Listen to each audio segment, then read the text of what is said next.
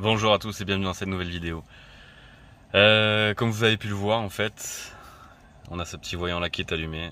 Ça nous indique une crevaison. Donc on peut voir dans la logique la pression qu'on a. Mais bon, comme là j'ai pas encore roulé et démarré, je ne sais pas exactement. Mais je sais que j'ai une crevaison à l'arrière gauche. Donc dans cette vidéo, je vais vous montrer ce qu'il ne faut absolument pas faire et pourquoi. Je vais vous expliquer pourquoi et je vais vous montrer comment réellement on doit le faire. Allez, je vais démonter la roue et je vous montre tout. Donc on a une crevaison lente sur mon pneu, en fait, tout simplement. Et ce qu'il faut faire, ça va être naturellement de le réparer. Mais moi je suis dans un cas où en vrai je peux pas le réparer. Je vous explique pourquoi. Quand on a une crevaison, la méthode la plus simple en fait c'est d'aller, on va dire chez notre garage préféré. Il va nous apposer soit une mèche, mais ça se fait de moins en moins parce que c'est pas du travail réellement de qualité, c'est pas réellement sérieux entre guillemets. Mais ça se fait encore et ça marche très bien. Et ou sinon il va appliquer en fait, il va mettre un champignon. Un champignon, on appelle ça un champignon, ça a un petit peu la forme d'un champignon en fait, il y a une tige comme ça, avec un plat, ça fait une rustine, on va démonter le pneu et on va le mettre de l'intérieur vers l'extérieur, en y apposant de la colle et tout ce qui s'ensuit. Et ça va rentrer directement dans le trou, donc ça va faire un double effet, ça va boucher le trou avec une mèche et faire l'effet rustine en fait, comme quand on répare une chambre à air. Et ce que je vous dis en fait, ce que je vais faire et qui n'est pas du tout conseillé, mais là j'ai pas le choix parce que j'ai commandé un pneu et il me faut le temps que ça arrive et voilà, c'est réparer ma crevaison que j'ai ici en fait juste au bord du flanc, qui est vraiment à la limite de la réparation. En fait, en gros, à partir de là jusqu'à là, eh ben on peut pas le réparer en fait, sinon enfin, ça peut être réparé par de la vulcanisation, mais c'est très rare, ça se trouve, mais il est très rare de trouver des garages qui le font encore. Et donc sur le flanc aussi de là à là, en fait, comme je vous disais, on ne peut pas forcément le réparer. On va pouvoir réparer un pneumatique quand il est vraiment sur, quand vous avez un trou, une vis ou n'importe quoi, qui va se trouver sur la bande de roulement. Mais bon, on va quand même le faire, ça va nous dépanner le temps que je reçoive le pneu. Parce que là, je vais changer qu'un seul pneu puisque j'ai le pneu qui est même pas usé à 50%, loin de là. Il me reste encore facile 6,5 voire 7 mm de gomme. Sachant qu'un pneu neuf, ça fait un peu moins de 8. Donc on peut se permettre de remplacer qu'un seul pneu dans ce cas-là. Et là, j'ai un petit peu de délai, il y a quelques jours de délai pour le recevoir, donc en attendant, eh ben on va le réparer. Allez, je vous montre comment on va procéder. On va procéder exactement de la même manière en fait que l'on répare ici. On va procéder exactement de la même manière avec ma mèche, avec un kit que vous pouvez trouver en grande surface, si l'auto Leclerc, Feu Vert ou autre. Ça permet de dépanner, attention, ça permet vraiment de dépanner. C'est tout. Des fois, ça tient toute la vie du pneu, mais ça reste un dépannage. Si vous êtes coincé n'importe où, ça vous permet de vous dépanner facilement. Et voilà. Et encore une fois, je le répète, là, la réparation que je vais faire là, ne la faites pas. Donc pour ce faire, première chose à faire, ça va être d'enlever la vis. Donc, comme c'est une vis, le plus simple, c'est d'utiliser un tournevis. Et ensuite, on va utiliser ce genre d'outillage.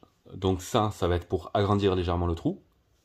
Et ça va être pour apposer la mèche. C'est vraiment un kit très très simple. Ça coûte 10 balles avec des mèches comme ça en fait. Et ça va vous permettre de vous dépanner encore une fois. Hein. C'est vraiment une solution de dépannage. Mais c'est fort pratique. Donc là ce que je fais, hop, j'enlève ma vis. Voilà. Donc avec cet outil là, on va le rentrer dedans. Voilà, il faut qu'on puisse le rentrer relativement facilement. S'il rentre trop facilement, c'est que le trou est vraiment trop gros. Donc ne cherchez pas à le réparer, ça ne sert à rien. Vraiment, vous allez essayer de mettre une mèche, ça va pas marcher du tout. Il faut vraiment que vous ayez du mal un petit peu quand même à le mettre dedans. Et ensuite donc on va utiliser cette fameuse mèche que l'on va rentrer là-dedans, un peu comme une aiguille avec du fil. Alors des fois c'est un peu compliqué à le rentrer dedans, mais hop, on va le mettre à la moitié. Comme ça à peu près. Tac. Et ensuite c'est vendu avec un petit peu de... Alors c'est pas du lubrifiant, c'est une sorte de colle en fait. Que l'on peut mettre un petit peu. Donc ça va accentuer. Déjà c'est la partie mèche qui est ici en fait est vachement collante. Et avec ça en fait on en rajoute un petit peu. Et comme ça à l'intérieur, ce sera bien collant. Hop, une fois qu'on a préparé tout ça, on peut enlever cette partie-là et y apposer le reste.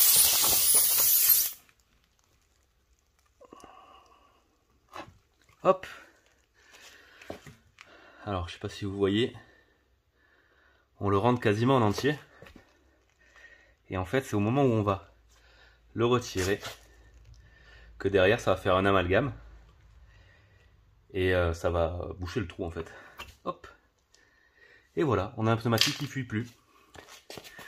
On va tranquillement couper l'excédent avec un petit coup de cutter, refaire la pression de son pneu, et puis c'est parti pour de nouvelles aventures. Donc je me répète encore, là où j'ai réparé là, c'est vraiment à éviter. C'est vraiment à la limite, c'est limite tolérable, hein, réellement. Moi je me permets de le faire parce que c'est mon véhicule perso. Et voilà, je sais ce que je fais avec. Et de toute façon, j'ai commandé un pneu neuf. Donc voilà. Donc vraiment, sur la bande de roulement, vous avez le droit de le réparer. Donc réellement, c'est la bande qui est en contact avec la route, hein, tout simplement. Donc ça va être cette partie-là. Je ne sais pas si vous allez voir. Là où j'ai mes deux doigts. De là à là. Voilà.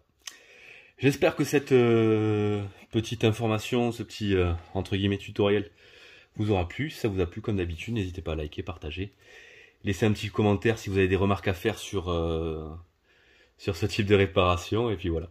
Allez, je vous dis à bientôt pour la prochaine vidéo. Ciao.